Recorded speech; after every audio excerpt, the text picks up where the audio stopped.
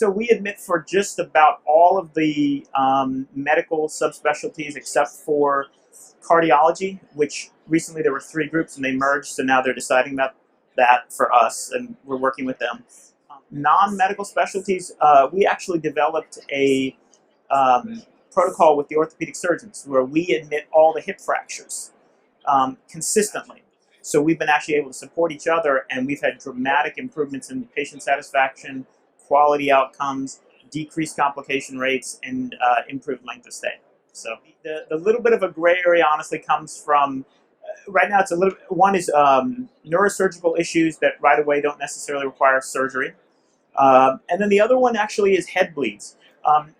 If it's even a larger head bleed, will go to the neuro ICU to the critical care doctor since it's a closed ICU. Once those patients are stabilized, then they come to us.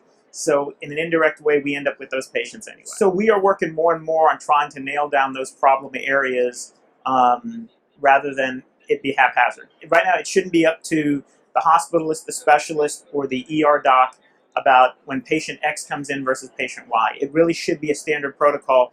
And at the end of the day, I think our doctors really want consistency.